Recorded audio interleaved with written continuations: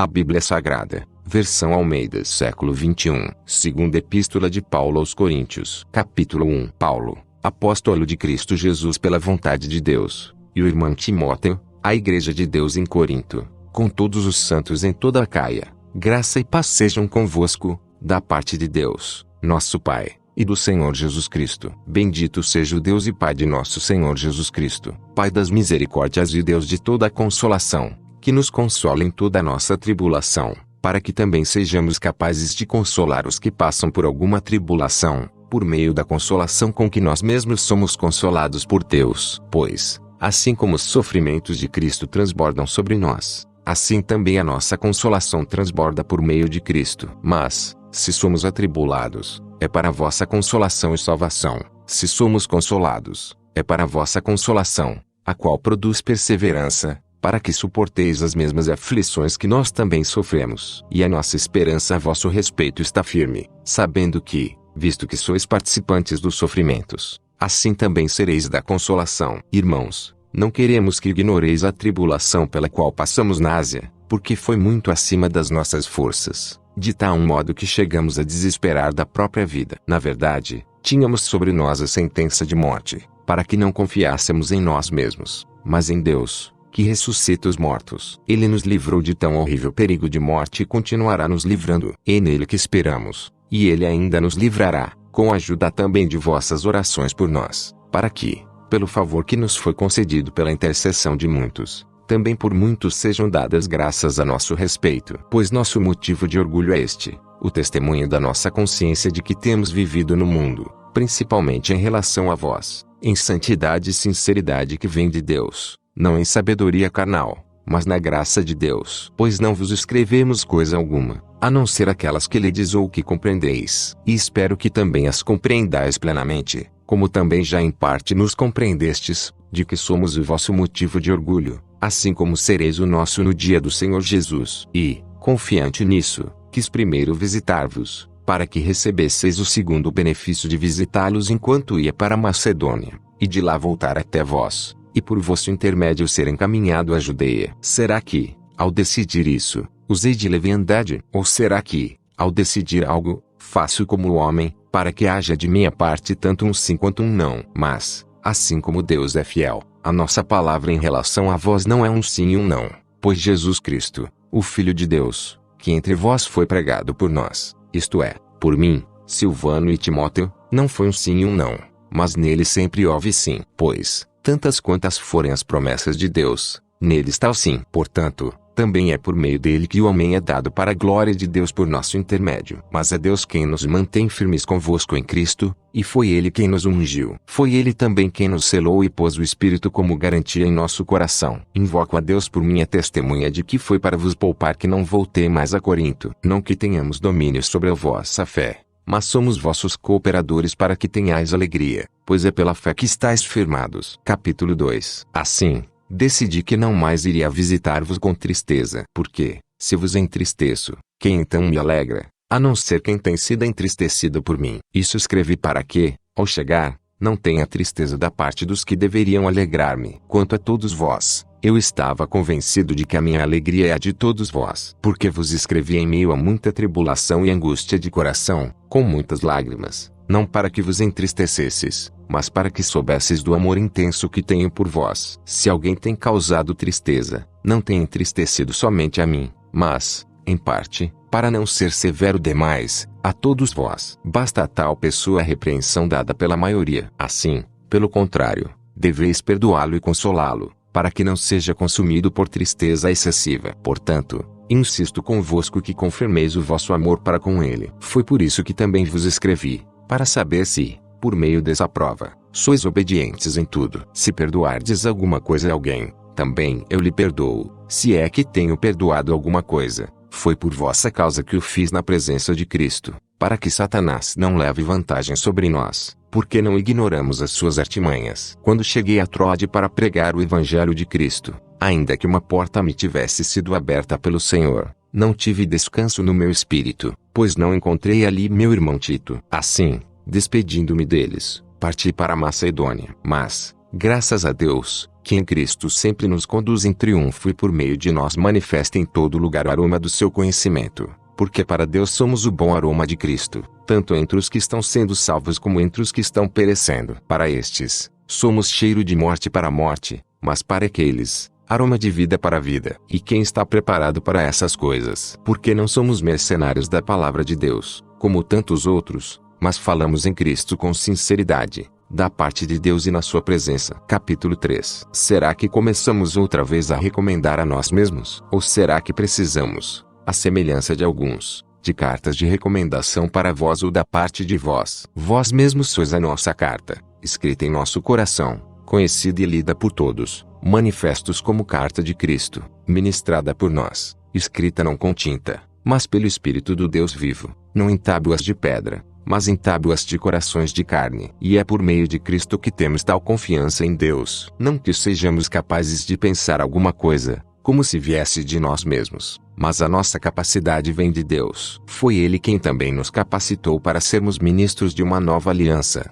não da letra, mas do Espírito, porque a letra mata, mas o Espírito dá vida. Se o ministério da morte, gravado com letras em pedras, veio em glória, de maneira que os filhos de Israel não podiam fixar os olhos no rosto de Moisés, por causa do seu brilho, que estava se dissipando, como não será de maior glória o ministério do Espírito? Porque, se o ministério que traz a condenação era glorioso, quanto mais glorioso ainda será o ministério que traz a justiça. Pois, na verdade, o que foi glorioso deixou de sê-lo, em comparação com a glória extremamente maior. Porque, se o que estava se dissipando era glorioso, muito mais glorioso será o que permanece. Tendo, pois, tal esperança, valemo-nos de muita confiança no falar. E não somos como Moisés, que colocava um véu sobre o rosto, para que os israelitas não fixassem os olhos no restante da glória que se dissipava. Mas a mente deles tornou-se insensível. Pois até hoje, quando ouvem a leitura da antiga aliança, o mesmo véu permanece e não lhes é retirado, pois somente em Cristo ele é removido. Sim,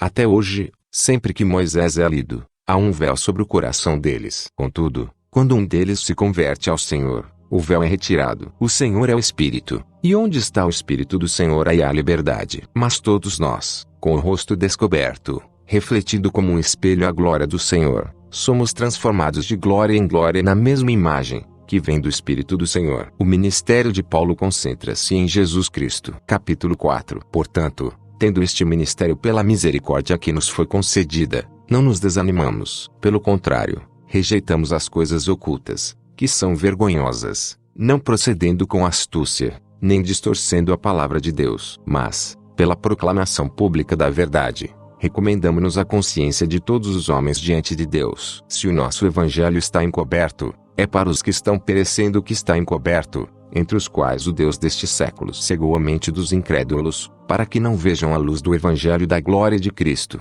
o qual é a imagem de Deus. Pois não pregamos a nós mesmos, mas a Jesus Cristo, o Senhor, e a nós mesmos como vossos servos por causa de Jesus. Porque Deus, que disse, das trevas brilhará a luz, foi Ele mesmo quem brilhou em nosso coração, para a iluminação do conhecimento da glória de Deus na face de Cristo. Temos, porém, esse tesouro em vasos de barro, para que o poder extraordinário seja de Deus e não nosso. Sofremos pressões de todos os lados, mas não estamos arrasados. Ficamos perplexos, mas não desesperados. Somos perseguidos, mas não desamparados. Abatidos, mas não destruídos. Trazendo sempre no corpo o morrer de Jesus, para que também a sua vida se manifeste em nosso corpo. Pois nós, que vivemos, somos sempre entregues à morte por causa de Jesus, para que também a vida de Jesus se manifeste em nosso corpo mortal. De modo que em nós atua a morte, mas em vós, a vida. Todavia, uma vez que temos o mesmo espírito de fé, conforme está escrito, cri, por isso falei, também nós cremos, por isso também falamos. Sabemos que aquele que ressuscitou Jesus também nos ressuscitará com ele e nos apresentará convosco. Pois tudo é para o vosso benefício, para que a graça multiplicada por causa de muitos faça transbordar as ações de graças para a glória de Deus. Por isso não nos desanimamos. Ainda que o nosso exterior esteja se desgastando, o nosso interior está sendo renovado todos os dias. Pois nossa tribulação leve e passageira produz para nós uma glória incomparável, de valor eterno. Pois não fixamos o olhar nas coisas visíveis, mas naquelas que não se veem, pois as visíveis são temporárias, ao passo que as que não se veem são eternas. Capítulo 5. Sabemos que, Se esta nossa tenda, nossa casa terrena, for destruída, temos um edifício da parte de Deus, uma casa eterna no céu, não feita por mãos humanas. Enquanto estamos nessa tenda, gememos, desejando ser revestidos da nossa habitação celestial, pois, se de fato estivermos vestidos, não seremos achados despidos. Porque, enquanto estamos nessa tenda, gememos e somos afligidos, pois não queremos ser despidos, mas sim revestidos, para que aquilo que é mortal seja absorvido pela vida. Foi Deus mesmo quem nos preparou para isso,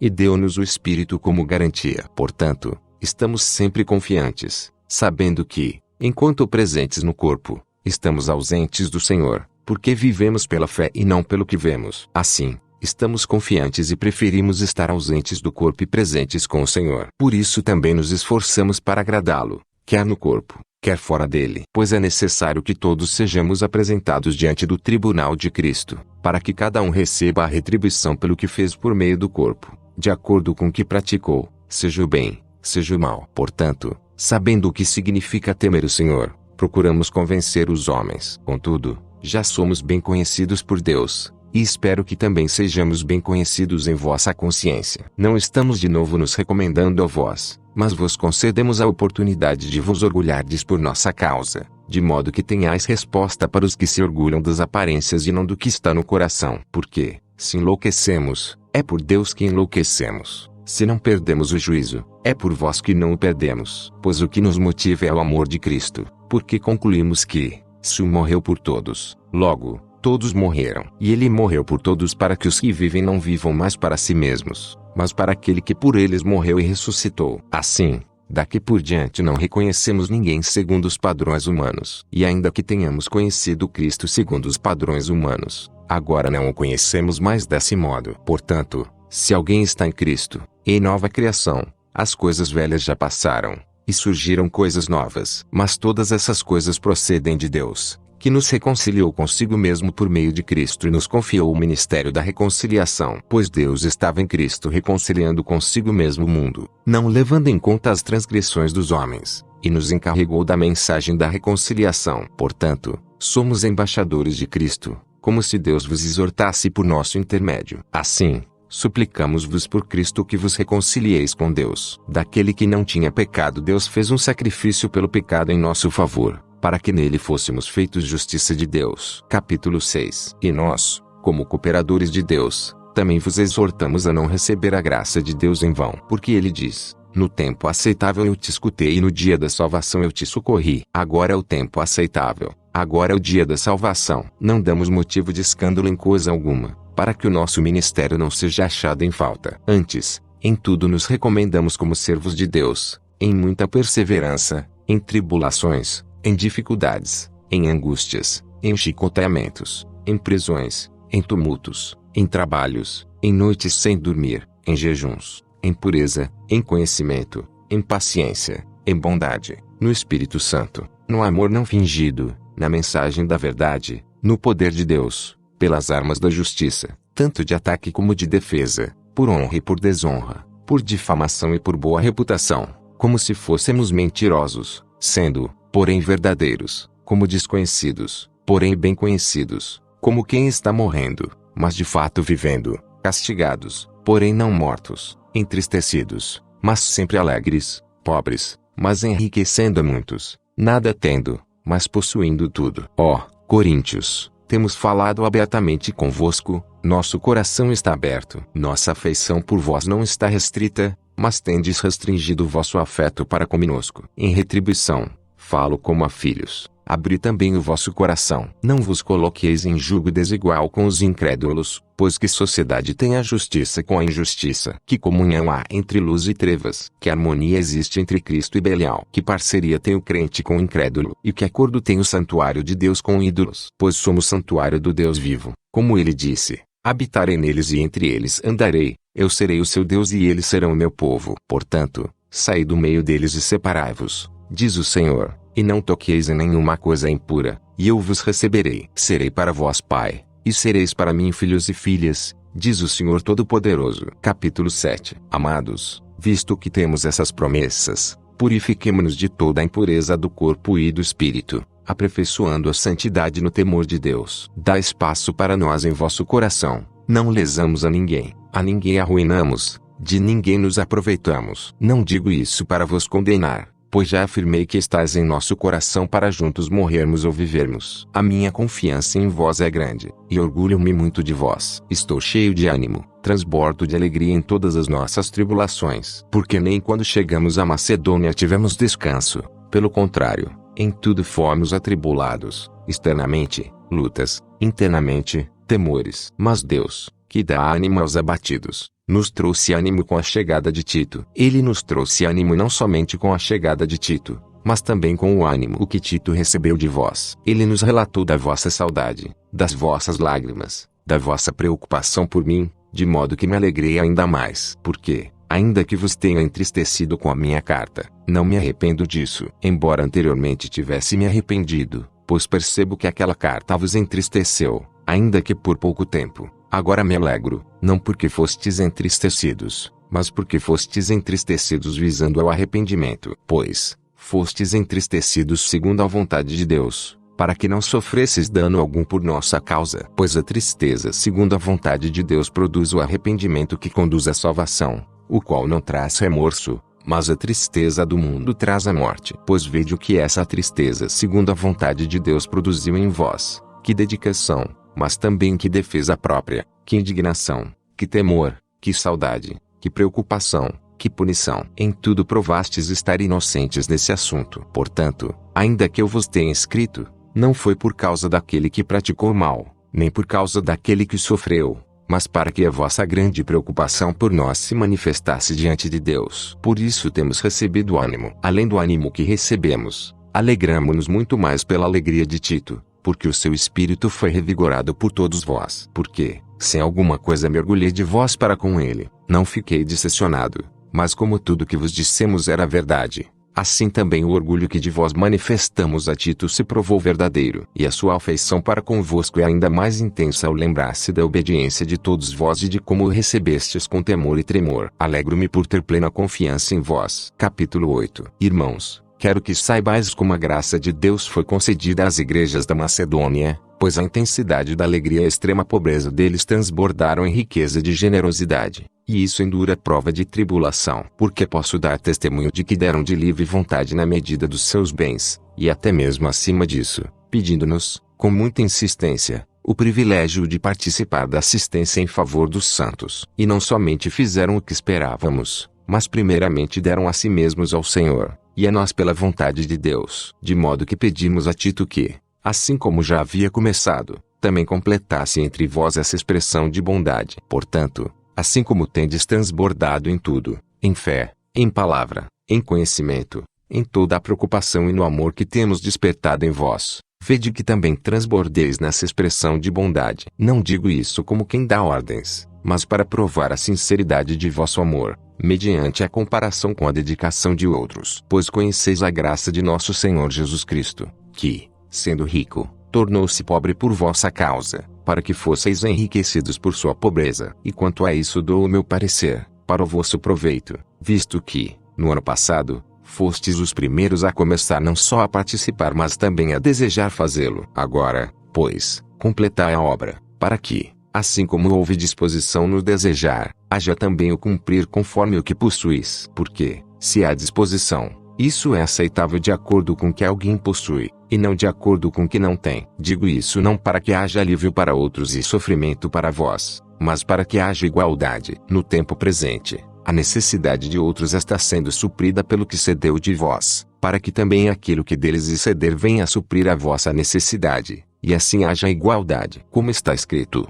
ao que muito colheu, nada sobrou, e ao que pouco colheu, nada faltou. Mas, graças a Deus, que pôs no coração de Tito a mesma dedicação por vós, pois não somente aceitou a nossa solicitação, mas, sendo muito dedicado, partiu de livre vontade e foi visitar-vos. E juntamente com ele estamos enviando o irmão cujo louvor por seu trabalho no Evangelho tem se espalhado por todas as igrejas. E não somente isso, mas ele também foi escolhido pelas igrejas para ser nosso companheiro de viagem enquanto ministramos essa graça para a glória do Senhor e para mostrar nossa boa vontade. A nossa intenção é evitar que alguém nos acuse com respeito a essa oferta generosa, que por nós é ministrada, pois tomamos cuidado com o que é honesto, não só diante do Senhor, mas também diante dos homens. Com eles estamos enviando também outro irmão nosso, o qual já se mostrou dedicado muitas vezes em muitas coisas, mas agora se mostra bem mais dedicado pela muita confiança que tem em vós. Se há alguma questão quanto a Tito, ele é meu companheiro e cooperador para convosco. Se há alguma questão quanto a nossos irmãos, eles são mensageiros das igrejas e glória de Cristo. Portanto,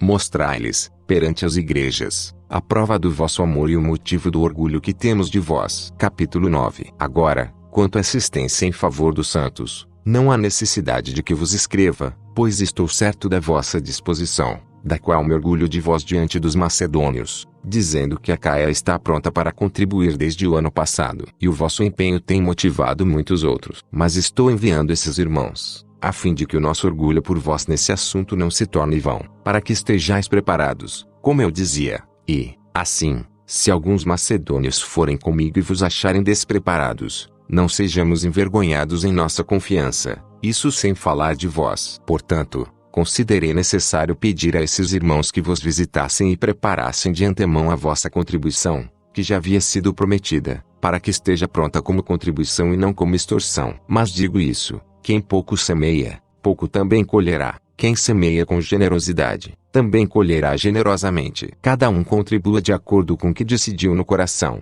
não com tristeza nem por constrangimento, pois Deus ama quem contribui com alegria. E Deus é poderoso para fazer toda a graça transbordar em vós, a fim de que, tendo sempre o suficiente em tudo, transbordeis em toda boa obra. Conforme está escrito: distribuiu, deu aos pobres, a sua justiça permanece para sempre. Aquele que dá semente ao que semeia, e pão para comer, também suprirá e multiplicará a vossa semeadura, e aumentará os frutos da vossa justiça, e em tudo sereis enriquecidos para serdes sempre generosos, o que, por nosso intermédio, produz ações de graças a Deus. Porque o ministrar essa assistência não apenas supre as necessidades dos santos, mas também transborda em muitas ações de graças a Deus. Ao aprovarem essa ministração, eles glorificam a Deus por causa da obediência que confessais quanto ao Evangelho de Cristo e por causa da generosidade da vossa contribuição para com eles e para com todos. E eles, orando em vosso favor, demonstram a profunda afeição que têm por vós,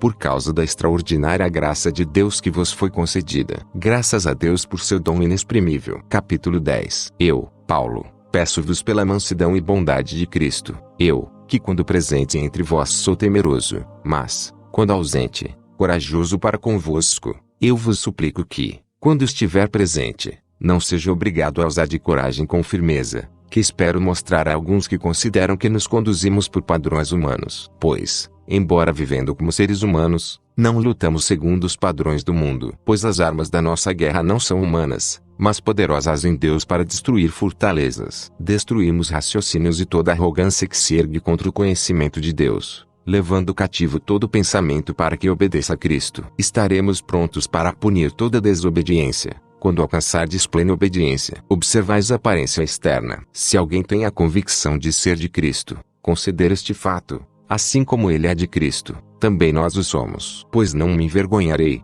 embora, de alguma forma, eu me glorie mais da autoridade que o Senhor nos concedeu para a edificação, e não para a vossa destruição. Não quero que pareça que desejo intimidar-vos por meio de cartas. Pois dizem, as cartas deles são duras e fortes, mas sua presença pessoal é fraca, e sua pregação não impõe respeito. Considere tal pessoa que o que somos em palavras por meio de cartas, estando ausentes, também seremos pelos atos, estando presentes. Pois não ousamos classificar-nos ou comparar-nos com alguns que se recomendam a si mesmos. Mas estes, medindo-se e comparando-se consigo mesmos, mostram não ter entendimento. Nós, porém, não nos gloriaremos além da medida, mas nos limites da esfera de atuação que Deus nos designou e que chega até vós. Porque não estamos estendendo os nossos limites além do que convém, como se não tivéssemos chegado a vós, pois já chegamos também a vós pelo Evangelho de Cristo. Não nos gloriamos além da medida no trabalho dos outros, pelo contrário, temos a esperança de que,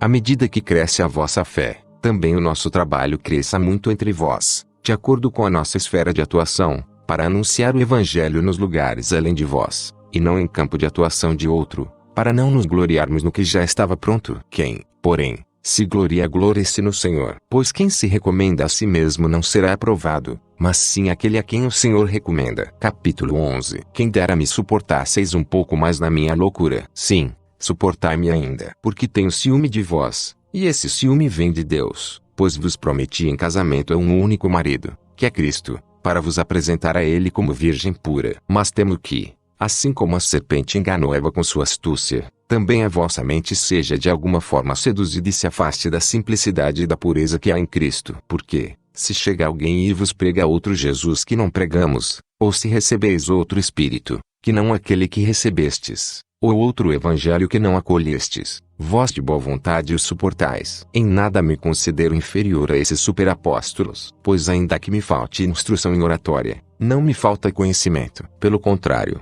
nós vos temos demonstrado isso de todas as maneiras. Será que pequei, humilhando-me para que fosseis exaltados? Pois vos anunciei de graça o Evangelho de Deus. Para vos servir, despojei outras igrejas, recebendo delas sustento financeiro. E, quando estava presente convosco e passei necessidade financeira, não fui um peso para ninguém, pois, quando os irmãos vieram da Macedônia, supriram a minha necessidade. Em tudo evitei ser um peso para vós e continuarei a agir assim. Assim como é certo que a verdade de Cristo está do meu lado, esse meu orgulho não me será tirado nas regiões da Caia. Por quê? Será porque não vos amo? Deus sabe que vos amo. O que faço, e ainda farei, visa não dar oportunidade aos que a buscam, de serem considerados nossos iguais naquilo de que se orgulham. Esses homens são falsos apóstolos, obreiros desonestos, disfarçando-se de apóstolos de Cristo. E não é de admirar, pois o próprio Satanás se disfarça de anjo de luz. Portanto, não surpreende que também os seus servos se disfarcem de servos da justiça. O fim deles será de acordo com as suas obras. Digo, mais uma vez, que ninguém me considere louco. Mas, se assim pensais, aceitai-me como louco, para que eu também tenha algo de que me orgulhar. O que digo, não o digo com a autoridade do Senhor, mas como se fosse por loucura, orgulhando-me sem hesitar. Visto que há muitos que se orgulham segundo os padrões humanos, eu também me orgulharei. De boa vontade suportais os loucos, visto que sois sábios. Pois se alguém vos escraviza, se alguém vos devora, se alguém tira vantagem de vós, se alguém se exalta sobre vós, se alguém vos esbofeteia, vós os suportais. Para minha vergonha, digo que fomos fracos. Mas, naquilo em que alguém se atreve a orgulhar-se, falo como louco. Também eu me atrevo. São hebreus, eu também sou. São israelitas, eu também sou. São descendentes de Abraão, eu também sou. São servos de Cristo, sou ainda mais. Falo como se estivesse louco, muito mais em trabalhos, muito mais em prisões, em chicotadas sem medida, em perigo de morte muitas vezes. 5 vezes recebi dos judeus 39 chicotadas. 3 vezes fui espancado com varas, 1 vez fui apedrejado, 3 vezes sofri naufrágio. Passei um dia e uma noite em mar aberto. Muitas vezes passei por perigos em viagens, perigos em rios, perigos entre bandidos, perigos entre os do meu próprio povo, perigos entre gentios, perigos na cidade, perigos no deserto, perigos no mar, perigos entre falsos irmãos, em trabalho e cansaço, muitas vezes em noites sem dormir, com fome e com sede, muitas vezes sem comida, com frio e com falta de roupas. Além de outras coisas, ainda pesa diariamente sobre mim a preocupação com todas as igrejas. Quem se enfraquece, que eu também não me enfraqueça. Quem se escandaliza, que eu também não fique indignado. Se é preciso orgulhar-me, haverei de me orgulhar de minha fraqueza. O Deus e Pai do Senhor Jesus, que é eternamente bendito, sabe que não estou mentindo. Em Damasco, o governador da cidade, sob a autoridade do rei Aretas, vigiava a cidade dos damascenos a fim de prender-me. Mas desceram-me muralha abaixo, num cesto através de uma janela. Assim, escapei das mãos dele. Capítulo 12. É necessário continuar a gloriar-me, mesmo que isso não sirva para nada. Passarei as visões e revelações do Senhor. Conheço um homem em Cristo que há 14 anos foi arrebatado ao terceiro céu. Se isso aconteceu no corpo, ou fora do corpo, não sei, Deus o sabe. E sei que esse homem, se isso aconteceu no corpo ou fora do corpo, não sei, Deus o sabe, foi arrebatado ao paraíso e ouviu palavras inexprimíveis, as quais não é permitido ao homem mencionar. Nesse homem eu me gloriarei, mas não me gloriarei em mim mesmo, a não ser nas minhas fraquezas. Mas, mesmo que quisesse gloriar-me, eu não seria louco, porque estaria dizendo a verdade. No entanto, abstenho-me de fazê-lo, para que ninguém pense de mim além do que em mim vê ou de mim ouvi, até mesmo sobre essas extraordinárias revelações. Portanto, para que eu não me tornasse arrogante, Foi-me posto um espinho na carne, um mensageiro de Satanás para me atormentar, para que eu não me tornasse arrogante. Pedi ao Senhor 3 vezes que o tirasse de mim. Mas ele me disse: a minha graça te é suficiente,